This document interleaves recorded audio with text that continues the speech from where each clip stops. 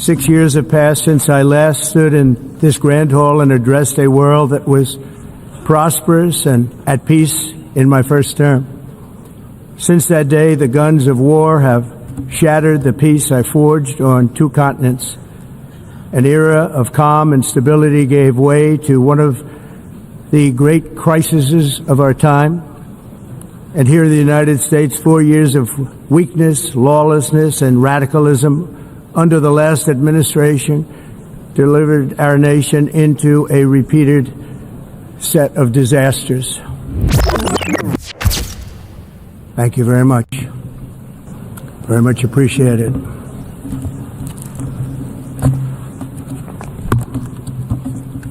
And I don't mind making this speech without a teleprompter, because the teleprompter is not working. I feel very happy to be up here with you nevertheless, and that way you speak more from the heart. I can only say that whoever's operating this teleprompter is in big trouble.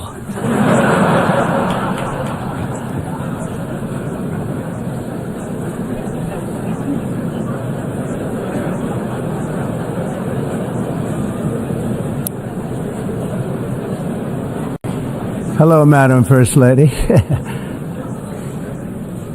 Thank you very much for being here. And Madam President, Mr. Secretary General, First Lady of the United States, distinguished delegates, ambassadors, and world leaders. 6 years have passed since I last stood in this grand hall and addressed a world that was prosperous and at peace in my first term. Since that day, the guns of war have shattered the peace I forged on 2 continents. An era of calm and stability gave way to one of the great crises of our time.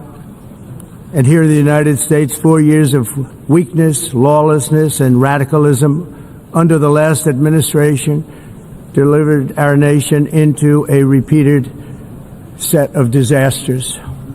1 year ago, our country was in deep trouble, but today, just 8 months into my administration, we are the hottest country anywhere in the world, and there is no other country even close.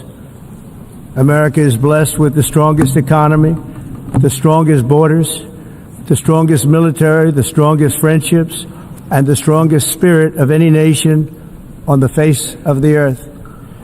This is indeed the golden age of America. We are rapidly reversing the economic calamity we inherited from the previous administration, including ruinous price increases and record-setting inflation like we've never had before. Under my leadership, energy costs are down, gasoline prices are down, grocery prices are down, mortgage rates are down, and inflation has been defeated. The only thing that's up is the stock market, which just hit a record high. In fact, it hit a record high 48 times in the last short period of time. Growth is surging, manufacturing is booming. The stock market, as I said, is doing better than it's ever done. And all of you in this room benefit by that. Almost everybody. And importantly, workers' wages are rising at the fastest pace in more than 60 years. And that's what it's all about, isn't it?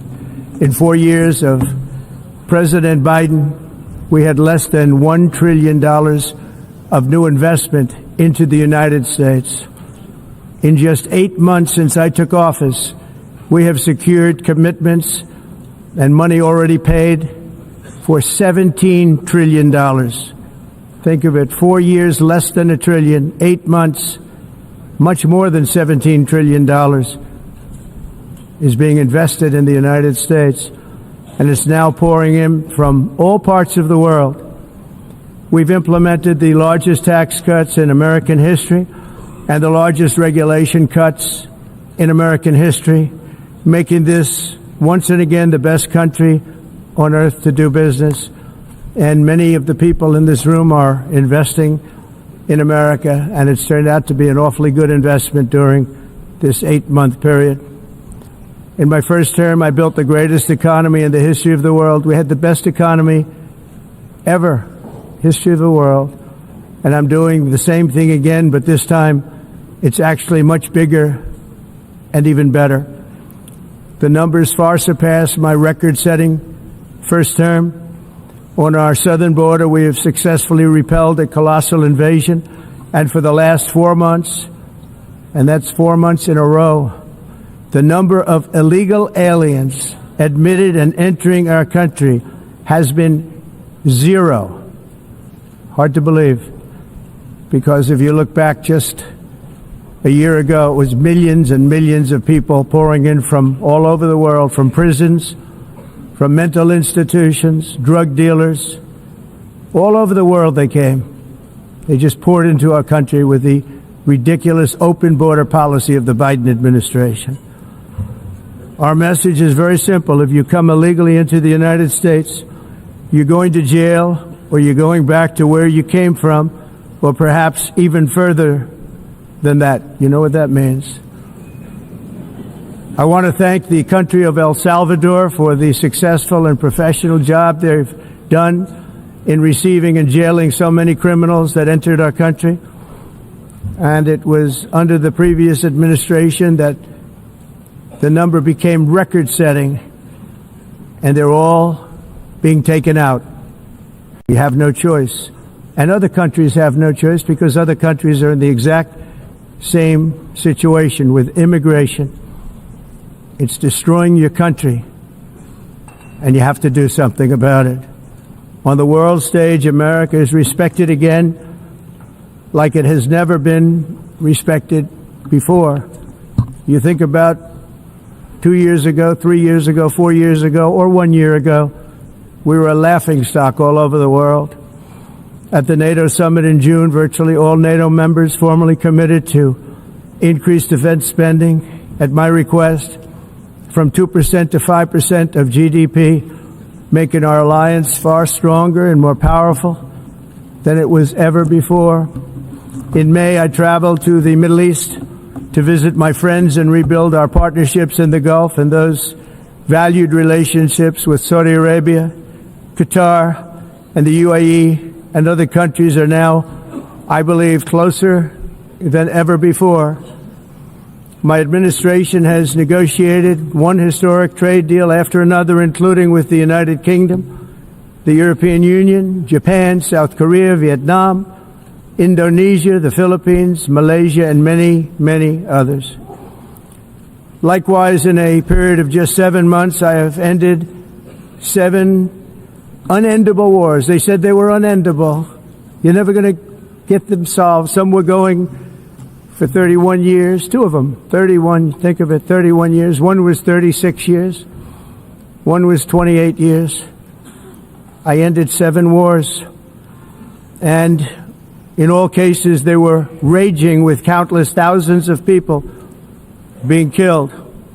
This includes Cambodia and Thailand, Kosovo and Serbia, the Congo and Rwanda, a vicious, violent war that was, Pakistan and India, Israel and Iran, Egypt and Ethiopia, and Armenia and Azerbaijan. It included all of them. No president or prime minister, and for that matter, no other country has ever done anything close to that. And I did it in just 7 months. It's never happened before. There's never been anything like that. I'm very honored to have done it. It's too bad that I had to do these things instead of the United Nations doing them. And sadly, in all cases, the United Nations did not even try to help in any of them. I ended 7 wars, dealt with the leaders of each and every one of these countries, and never even received a phone call from the United Nations offering to help in finalizing the deal. All I got from the United Nations was an escalator that on the way up stopped right in the middle. If the First Lady wasn't in great shape, she would have fallen. But she's in great shape. We're both in good shape. We both stood. And then a teleprompter that didn't work. These are the two things I got from the United Nations, a bad escalator and a bad teleprompter. Thank you very much. And by the way, it's working now. It just went on. Thank you. I think I should just do it the other way. It's easier. Thank you very much. I didn't think of it at the time because I was too busy working to save millions of lives. That is the saving and stopping of these wars. But later I realized that the United Nations wasn't there for us. They weren't there. I thought of it really after the fact, not during these negotiations, which were not easy. That being the case, what is the purpose of the United Nations? The UN has such tremendous potential. I've always said it. It has such tremendous, tremendous potential. But it's not even coming close to living up to that potential. For the most part, at least for now, all they seem to do is write a really strongly worded letter and then never follow that letter up. It's empty words, and empty words don't solve war. The only thing that solves war and wars is action. Now, after ending all of these wars and also earlier negotiating the Abraham Accords, which is a very big thing for which our country received no credit, never receives credit. Everyone says that I should get the Nobel Peace Prize for each one of these achievements. But for me, the real prize will be the sons and daughters who live to grow up with their mothers and fathers, because millions of people are no longer being killed in endless and unglorious wars. What I care about is not winning prizes, it's saving lives. We saved millions and millions of lives with the 7 wars. And we have others that we're working on, and you know that. Many years ago, a very successful real estate developer in New York, known as Donald J. Trump, I bid on the renovation and rebuilding of this very United Nations complex. I remember it so well. I said at the time that I would do it for $500 million, rebuilding everything. It would be beautiful. I used to talk about, I'm going to give you marble floors. They're going to give you terrazzo. I'm going to give you the best of everything. You're going to have mahogany walls. They're going to give you plastic. But they decided to go in another direction, which was much more expensive at the time, and which actually produced a far inferior product. And I realized that they did not know what they were doing when it came to construction, and that their building concepts were so wrong, and the product that they were proposing to build was so bad and so costly. It was going to cost them a fortune. And I said, and wait till you see the overruns. Well, I turned out to be right. They had massive cost overruns and spent between $2 and $4 billion on the building and did not even get the marble floors that I promised them. You walk on terrazzo. Do you notice that? As far as I'm concerned, frankly, looking at the building and getting stuck on the escalator, they still haven't finished the job. They still haven't finished. That was years ago. The project was so corrupt that Congress actually asked me to testify before them on the tremendous waste of money, because it turned out that they had no idea what it was, but they knew it was anywhere between $2 and $4 billion as opposed to $500 million with a guarantee. But they had no idea, and I said it cost much more than $5 billion. Unfortunately, many things in the United Nations are happening just like that, but on an even much bigger scale, much, much bigger. Very sad to see. Whether the UN can manage to play a productive role, I've come here today to offer the hand of American leadership and friendship to any nation in this assembly that is willing to join us in forging a safer, more prosperous world. And it's a world that we'll be much happier with. A dramatically better future is within our reach. But to get there, we must reject the failed approaches of the past and work together to confront some of the greatest threats in history.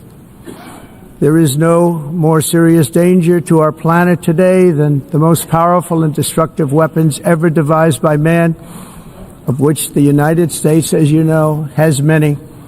Just as I did in my first term, I've made containing these threats a top priority, starting with the nation of Iran. My position is very simple. The world's #1 sponsor of terror can never be allowed to possess the most dangerous weapon. That's why shortly after taking office, I sent the so-called Supreme Leader a letter making a generous offer. I extended a pledge of full cooperation in exchange for a suspension of Iran's nuclear program. The regime's answer was to continue their constant threats to their neighbors and U.S. interests throughout the region and some great countries that are right nearby. Today, many of Iran's former military commanders, in fact, I can say almost all of them, are no longer with us. They're dead. And 3 months ago, in Operation Midnight Hammer, 7 American B-2 bombers dropped the 14 30,000-pound each bombs on Iran's key nuclear facilities, totally obliterating everything. No other country on earth could have done what we did. No other country has the equipment to do what we did. We have the greatest weapons on earth. We hate to use them. But we did something that for 22 years people wanted to do. With Iran's nuclear enrichment capacity demolished, I immediately brokered an end to the 12-day war, as it's called, between Israel and Iran, with both sides agreeing to fight no longer. As everyone knows, I have also been deeply engaged in seeking a ceasefire in Gaza. Have to get that done. Have to get it done. Unfortunately, Hamas has repeatedly rejected reasonable offers to make peace. We can't forget October 7th, can we?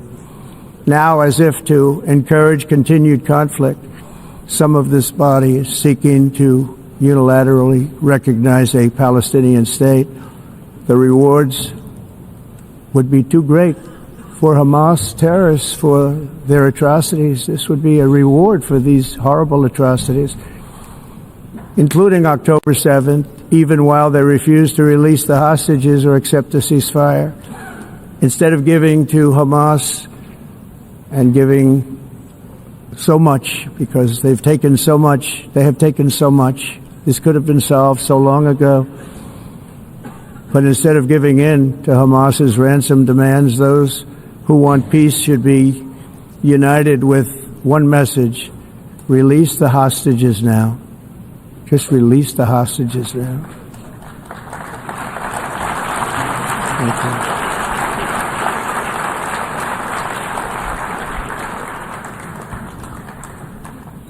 Thank you. As we have got to come together, and we will come together, got to get it done. We have to stop the war in Gaza immediately. We have to stop it. We have to get it done. We have to negotiate. Immediately have to negotiate peace. We got to get the hostages back. We want all 20 back. We don't want 2 and 4. As you know, I got, along with Steve Witkoff and others that helped us, Marco Rubio, we got most of them back. We were involved in all of them. But I always said the last 20 are going to be the hardest, and that's exactly what happened. We have to get them back now. We don't want to get back 2, and then another 2, and then 1, and then 3. Have this process. No, we want them all back, and we want the actually 38 dead bodies back too. Those parents came to me and they want them back, and they want them back very quickly and very badly. As though they were alive, they want them. They want them every bit as much as if their son or daughter were alive. I've also been working relentlessly, stopping the killing in Ukraine. I thought that would be, of the 7 wars that I stopped, I thought that would be the easiest because of my relationship with President Putin, which had always been a good one. I thought that was going to be the easiest one. But, you know, in war, you never know what's going to happen. There are always lots of surprises, both good and bad. Everyone thought Russia would win this war in 3 days, but it didn't work out that way. It was supposed to be just a quick little skirmish. It's not making Russia look good. It's making them look bad. No matter what happens from here on out, this was something that should have taken a matter of days, certainly less than a week. And they've been fighting for 3.5 years and killing anywhere from 5,000 to 7,000 young soldiers, mostly soldiers, on both sides, every single week, from 5,000 to 7,000 dead young people, and some in cities, much smaller numbers, where rockets are shot, where drones are dropped. This war would never have started if I were president. This was a war that should have never happened. It shows you what leadership is, what bad leadership can do to a country. Look what happened to the United States, and look where we are right now in just a short period of time. The only question now is how many more lives will be needlessly lost on both sides. China and India are the primary funders of the ongoing war by continuing to purchase Russian oil. But inexcusably, even NATO countries have not cut off much Russian energy and Russian energy products, which, as you know, I found out about 2 weeks ago, and I wasn't happy. Think of it. They're funding the war against themselves. Who the hell ever heard of that one?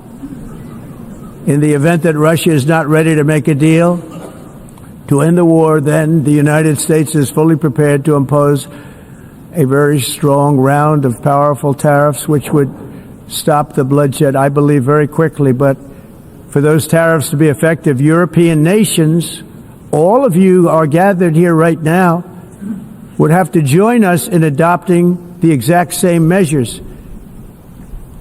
I mean, you're much closer to the city. We have an ocean in between. You're right there.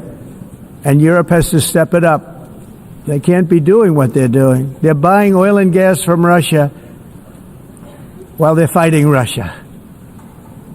It's embarrassing to them, and it was very embarrassing to them when I found out about it, I can tell you that.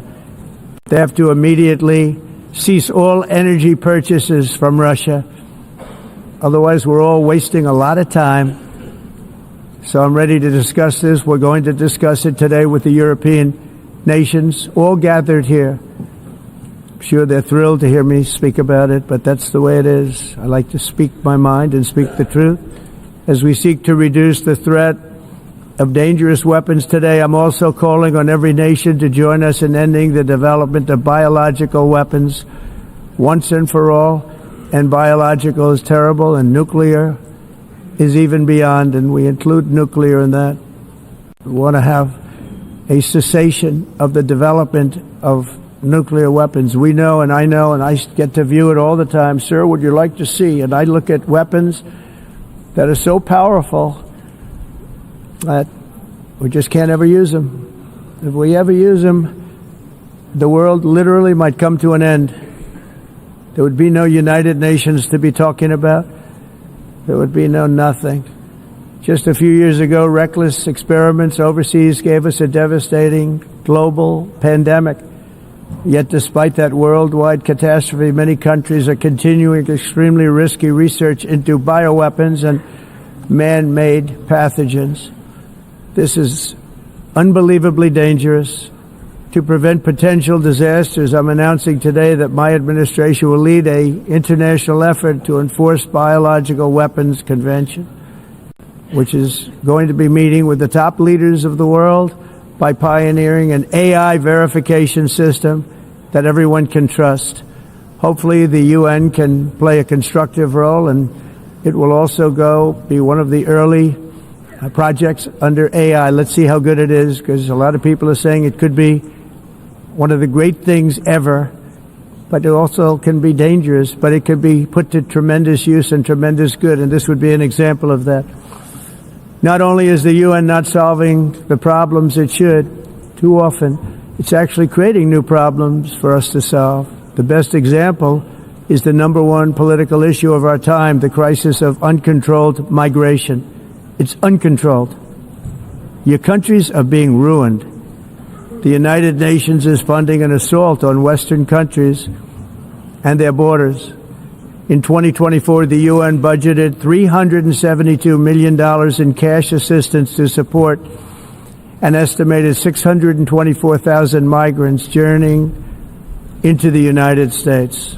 Think of that. The UN is supporting people that are illegally coming into the United States, and then we have to get them out.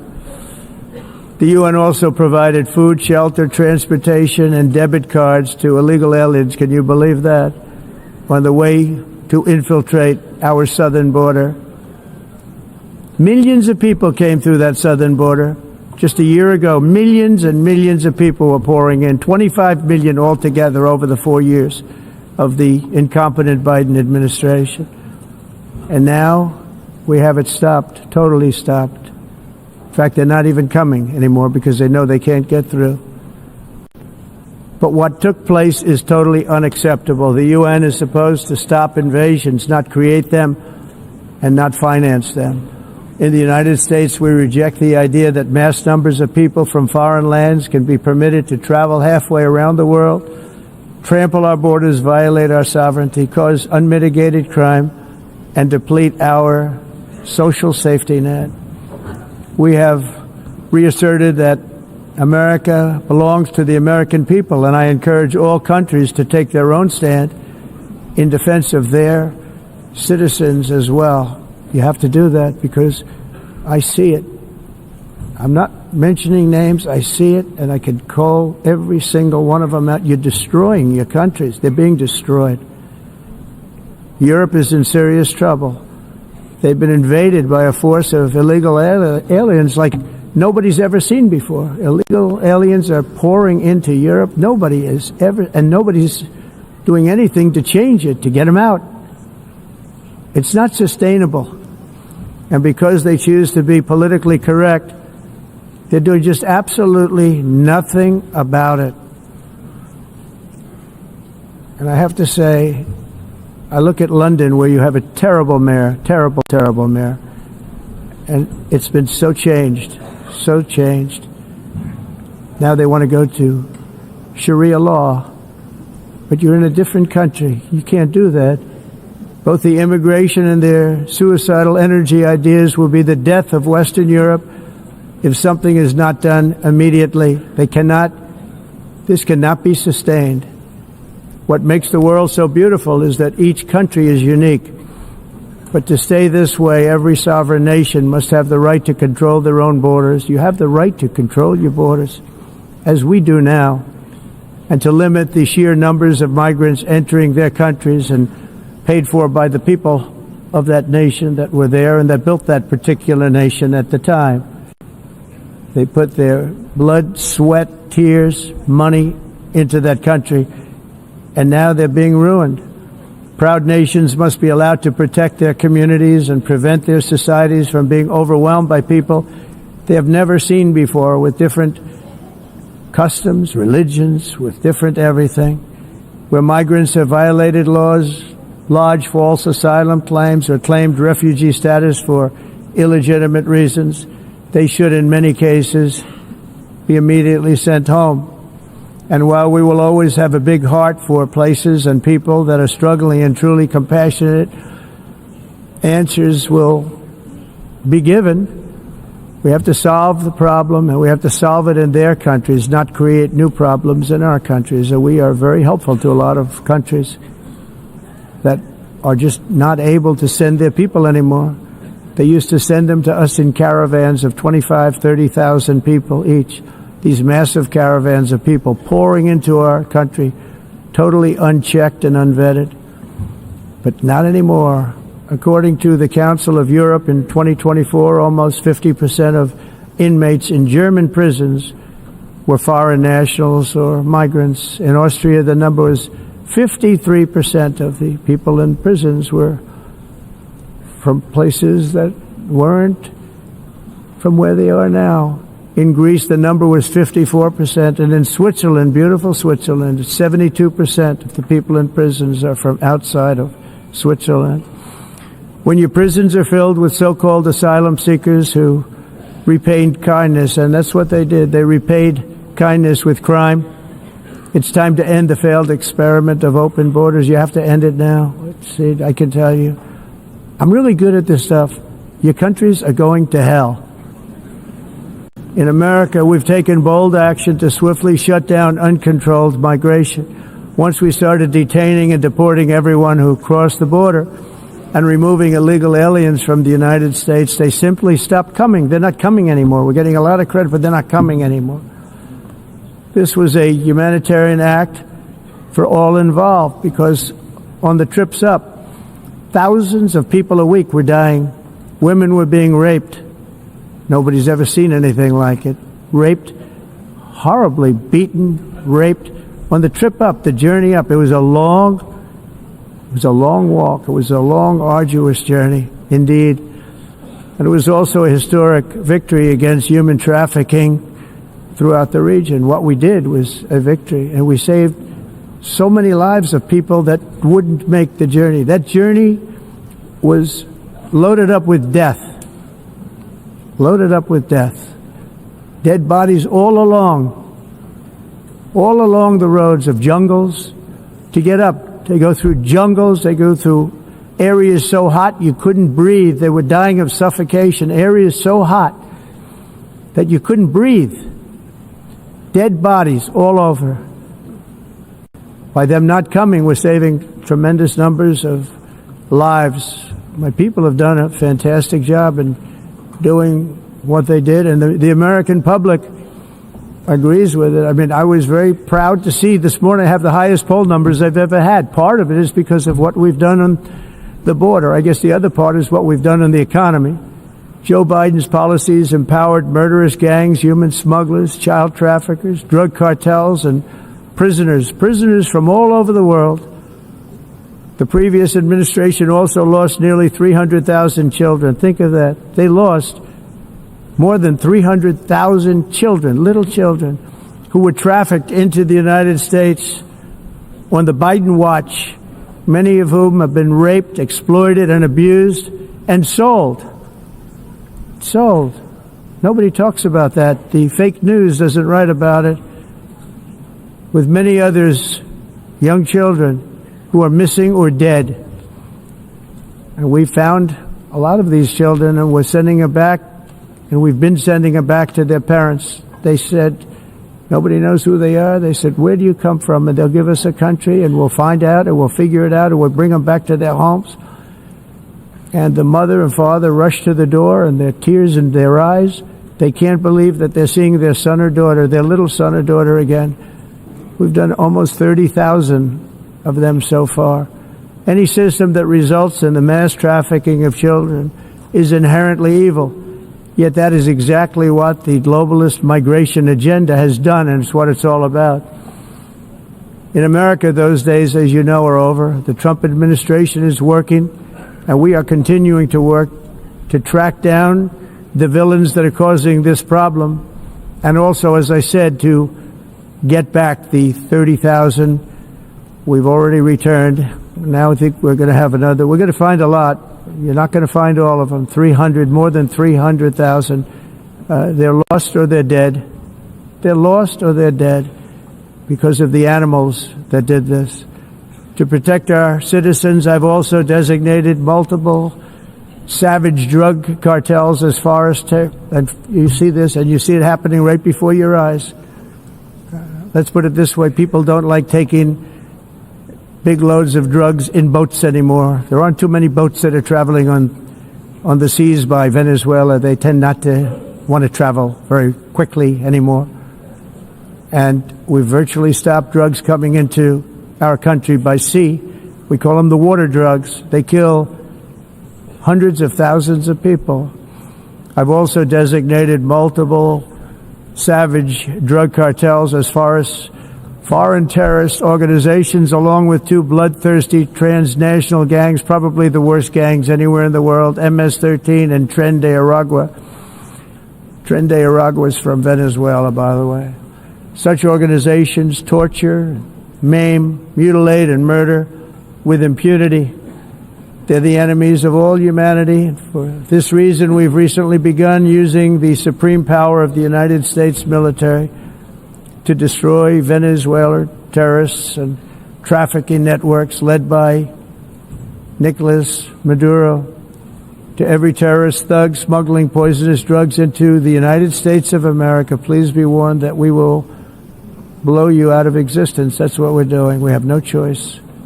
Can't let it happen. They're destroying I believe we lost 300,000 people last year to drugs, 300,000. Fentanyl and other drugs. Each boat that we sink carries drugs that would kill more than 25,000 Americans. We will not let that happen. Energy is another area where the United States is now thriving like never before. We're getting rid of the falsely named renewables. By the way, they're a joke. They don't work. They're too expensive. They're not strong enough to fire up the plants that you need to make your country great. The wind doesn't blow. Those big windmills are so pathetic and so bad, so expensive to operate. And they have to be rebuilt all the time, and they start to rust and rot. Most expensive energy ever conceived, and it's actually energy. You're supposed to make money with energy, not lose money. You lose money, the governments have to subsidize. You can't put them out without massive subsidies. And most of them are built in China, and I give China a lot of credit. They build them, but they very few wind farms. So why is it that they build them and they send them all over the world, but they barely use them? You know what they use? Coal. They use gas. They use almost anything, but they don't like wind. But they sure as hell like selling the windmills. Europe, on the other hand, has a long way to go, with many countries being on the brink of destruction because of the green energy agenda. And I give a lot of credit to Germany. Germany was being led down a very sick path, both on immigration, by the way, and on energy. They were going green, and they were going bankrupt. And the new leadership came in, and they went back to where they were with fossil fuel and with nuclear, which is good. It's now safe, and you can do it properly. But they went back to where they were, and they opened up a lot of different plants, energy producing plants, and they're doing well. I give Germany a lot of credit for that. They've said this is a disaster, what's happening. They were going all green. All green is all bankrupt. That's what it represents. And it's not politically correct. I'll be very badly criticized for saying it, but I'm here to tell the truth. I don't care. It doesn't matter to me. I'm in New York City. I'm feeling a lot safer. Crime, we're getting crime down. And by the way, speaking of crime, Washington, D.C. Washington, D.C. was the crime capital of America. Now it's after 12 days, it's a totally safe city. Everyone's going out to dinner. They're going out to restaurants. Your wife can walk down the middle of the street with or without you. Nothing's going to happen.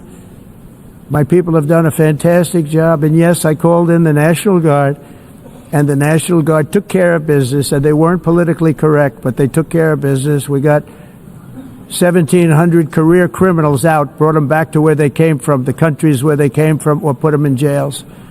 Washington, D.C. is now a totally safe city again, and I welcome you to come. In fact, we'll have dinner together at a local restaurant, and we'll be able to walk. We don't have to go by an armor-plated vehicle.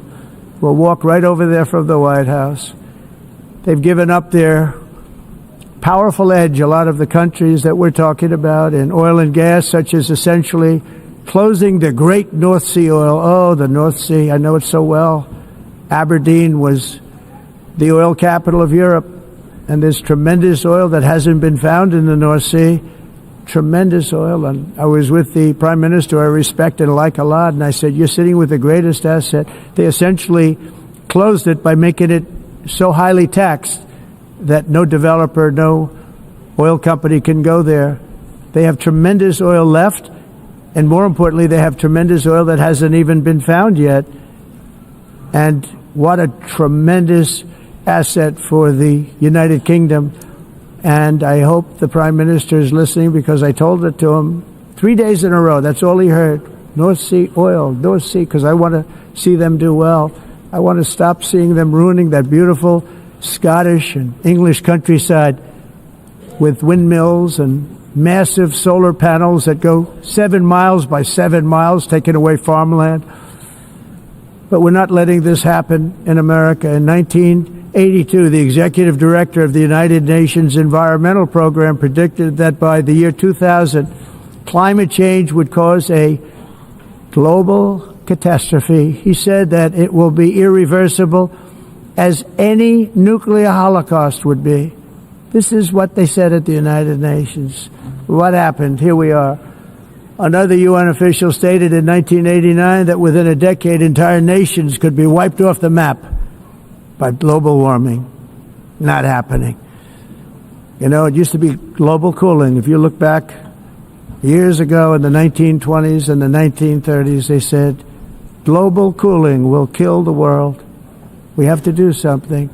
Then they said global warming will kill the world. But then it started getting cooler, so now they could just call it climate change, because that way they can't miss. It's climate change. Because if it goes higher or lower, whatever the hell happens, there's climate change. It's the greatest con job ever perpetrated on the world, in my opinion. Climate change, no matter what happens, you're involved in that. No more global warming, no more global cooling. All of these predictions made by the United Nations and many others, often for bad reasons, were wrong. They were made by stupid people that have cost their countries fortunes and given those same countries no chance for success. If you don't get away from this green scam, your country is going to fail. And I'm really good at predicting things, you know. They actually said during the campaign they had a hat, the best-selling hat. Trump was right about everything. And I don't say that in a braggadocious way, but it's true. I've been right about everything. And I'm telling you that if you don't get away from the green energy scam, your country is going to fail. And if you don't stop people that you've never seen before, that you have nothing in common with, your country is going to fail. I'm the President of the United States, but I worry about Europe. I love Europe. I love the people of Europe. And I hate to see it being devastated by energy and immigration. This double-tailed monster destroys everything in its wake, and they cannot let that happen any longer. You're doing it because you want to be nice. You want to be politically correct, and you're destroying your heritage. They must take control strongly and immediately of the unmitigated immigration disaster and the fake energy catastrophe before it's too late. The carbon footprint is a hoax made up by people with evil intentions, and they're heading down a path of total destruction. You know, the carbon footprint was a big, big thing a few years ago. I remember hearing about the carbon footprint, and then President Obama would get into Air Force One, a massive Boeing 747, and not a new one, an old one with old engines that spew everything into the atmosphere. He'd talk about the carbon footprint, we must do so. Then he'd get in and he'd fly from Washington to Hawaii to play a round of golf. And then he'd get back onto that big, beautiful plane and he'd fly back and he'd talk about, again, global warming and the carbon footprint. It's a con job. At extreme cost and expense, Europe reduced its own carbon footprint by 37%. Think of that. Congratulations, Europe. Great job. You cost yourself a lot of jobs, a lot of factories closed, but you reduced the carbon footprint by 37%. However, for all of that sacrifice and much more, it's been totally wiped out and then some by a global increase of 54%. Much of it coming from China and other countries that are thriving around China, which now produces more CO2 than all the other developed nations in the world. So all of these countries are working so hard on the carbon footprint, which is nonsense, by the way. It's nonsense. You know, it's interesting. In the United States, we have still radicalized environmentalists, and they want the factories to stop. Everything should stop. No more cows. We don't want cows anymore. I guess they want to kill all the cows. They want to do things that are just unbelievable, and you have it too. But you know, we have a border, strong, and we have a shape, and that shape doesn't just go straight up. That shape is amorphous when it comes to the atmosphere. And if we had the most clean air, and I think we do, we have very clean air. We have the cleanest air we've had in many, many years. But the problem is that other countries, like China, which has air that's a little bit rough, it blows. And no matter what you're doing down here, the air up here tends to get very dirty because it comes in from other countries where their air isn't so clean. And the environmentalists refuse to acknowledge that. Same thing with garbage. In Asia, they dump much of their garbage right into the ocean. And over about a 1 week and 2 week journey, it flows right past Los Angeles. You've seen it. Massive amounts of garbage, almost too much to do anything about, flowing past Los Angeles, past San Francisco, and then somebody will get in trouble because he dropped a cigarette on the beach. The whole thing is crazy. The primary effect of these brutal green energy policies has not been to help the environment, but to redistribute manufacturing and industrial activity from developed countries that follow the insane rules that are put down to polluting countries that break the rules and are making a fortune. They're making a fortune. European electricity bills are now 4 to 5 times more expensive than those in China, and 2 to 3 times higher than the United States. And our bills are coming way down. You probably see that our gasoline prices are way down. You know, we have an expression, drill. Nós reduzimos os custos de energia porque nós faremos como a expressão, vamos fazer tudo isso, reduzir os custos de energia e os custos diminuíram nos Estados Unidos. Common to see one. Por exemplo, se você olhar Electric costs nos países em approximately faturas de energia, 100 heat-related deaths. nós não mas nós nos Estados Unidos conseguimos usar eles e evitar aumento da temperatura, porque é muito caro também usar nada e ninguém usa. Pretending to stop the Tudo isso hoax. A mudança. Industrialized nations.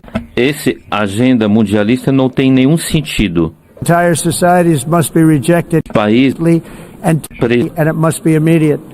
That's why in America I withdrew from the fake Paris Climate Accord, where, by the way, America was paying so much more than every country. Others weren't paying. China didn't have to pay until 2030. Russia was given an old standard that was easy to meet, a 1990 standard. For the United States, we're supposed to pay like $1 trillion. And I said, this is another scam. The fact is, the United States has been taken advantage of by the world for many, many years, but not any longer, as you probably noticed. I unleashed massive energy production and signed historic executive orders to hunt for oil, but we don't have to do much hunting because we have the most oil of any nation, anywhere, oil and gas in the world. And if you add coal, we have the most of any nation in the world. Clean, I call it clean, beautiful coal. You can do things today with coal that you couldn't have done 10 years ago, 15 years. So I have a little standing order in the White House. Never use the word coal, only use the words clean, beautiful coal. Sounds much better, doesn't it? But we stand ready to provide any country with abundant, affordable energy supplies if you need them, when most of you do. We're proudly exporting energy all over the world. We're now the largest exporter. In the United States, we want trade and robust commerce with all nations, everybody. We want to help nations. We're going to help nations. But it must also be fair and reciprocal. The challenge with trade is much the same with climate. The countries that followed the rules, all their factories have been plundered. It's really sad to watch. They've been broken. They've been broken by countries that broke the rules. That's why the United States is now applying tariffs to other countries, and much as these tariffs were for many years applied to us, uncontrollably applied to us. We've used tariffs as a defense mechanism under the Trump administration, including my first term, where hundreds of billions of dollars in tariffs were taken in. And by the way, we had the lowest inflation, and now we have very low inflation. The only thing different is that we have hundreds of billions of dollars flowing into our country. But this is how we will ensure that the system works for everyone, and is sustainable into the future. We're also using tariffs to defend our sovereignty and security throughout the world, including against nations that have taken advantage of former U.S. administrations for decades, including the most corrupt, incompetent administration in history, the sleepy Joe Biden administration. Brazil now faces major tariffs in response to its unprecedented efforts to interfere in the rights and freedoms of our American citizens and others, with censorship, repression, weaponization, judicial corruption, and targeting of political critics in the United States. I have a little problem saying this because I must tell you, I was walking in and the leader of Brazil was walking out. We saw him and I saw him, he saw me, and we embraced. And then I'm saying, can you believe I'm going to be saying this in just 2 minutes? But we actually agreed that we would meet next week. We didn't have much time to talk, like about 20 seconds. They were in retrospect, I'm glad I waited because this thing didn't work out too well. But we did talk. We had a good talk, and we agreed to meet next week, if that's of interest.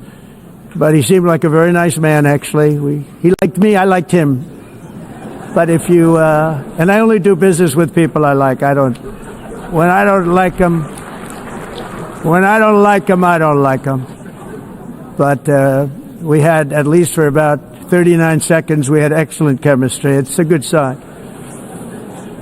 But also in the past, Brazil, can you believe this, unfairly tariffed our nation, but now because of our tariffs, we are hitting them back, and we're hitting them back very hard. As president, I will always defend our national sovereignty and the rights of American citizens. So I'm very sorry to say this, that Brazil is doing poorly and will continue to do poorly. They can only do well when they're working with us. Without us, they will fail, just as others have failed. It's true. Next year, the United States will celebrate the 250th anniversary of our glorious independence, a testament to enduring power and American freedom and spirit. We will also be proudly hosting the 2026 FIFA World Cup, and shortly thereafter, the 2028 Olympics, which is going to be very exciting. I hope you all come. I hope that countless people from all over the globe will take part of these will be great celebrations of liberty and human achievement, and that together we all can rejoice in the miracles of history that began in July 4th, 1776, when we founded the light to all nations. And it's something really that an amazing thing came out of that date. It's called the United States of America. In honor of this momentous anniversary, I hope that all countries who find inspiration in our example will join us in renewing our commitment, values, and those values really that we hold so dear together. Let us defend free speech and free expression. Let us protect religious liberty, including for the most persecuted religion on the planet today. It's called Christianity. And let us safeguard our sovereignty and cherish qualities that have made each of our nations so special, incredible, and extraordinary. In closing, I just want to repeat that immigration and the high cost of so-called green renewable energy is destroying a large part of the free world and a large part of our planet. Countries that cherish freedom are fading fast because of their policies on these two subjects. You need strong borders and traditional energy sources if you are going to be great again. Whether you have come from north or south, east or west, near or far, every leader in this beautiful hall today represents a rich culture, a noble history, and a proud heritage that makes each nation majestic and unique, unlike anything else in human history or any other place on the face of the earth. From London to Lima, from Rome to Athens, from Paris to Seoul, from Cairo to Tokyo and Amsterdam to right here in New York City, we stand on the shoulders of the leaders and legends, generals and giants, heroes and titans who won and built our beloved nations, all of our nations, with their own courage, strength, spirit, and skill. Our ancestors climbed mountains, conquered oceans, crossed deserts, and trekked over wide open plains. They charged into thunderous battles, plunged into grave dangers, and they were soldiers and farmers and workers and warriors and explorers and patriots. They built towns into cities, tribes into kingdoms, ideas into industries, and small islands into mighty empires. You're a part of all of that.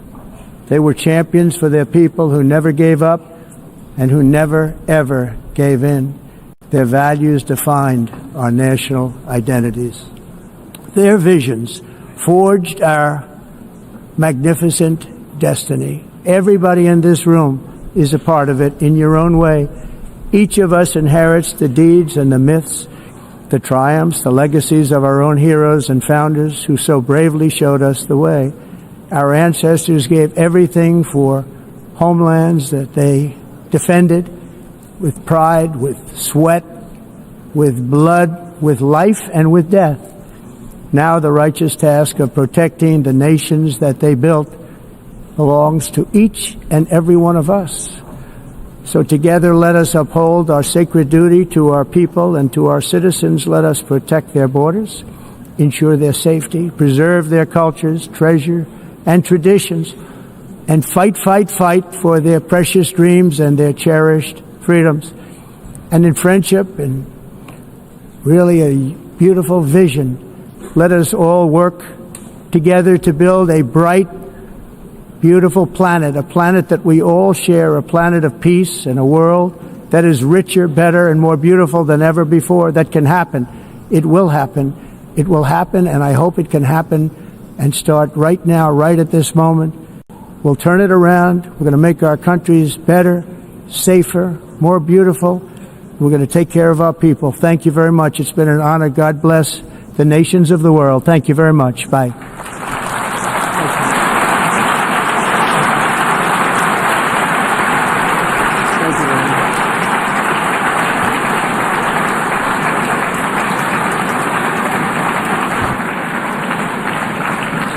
On behalf of the Assembly, I wish to thank the President of the United States,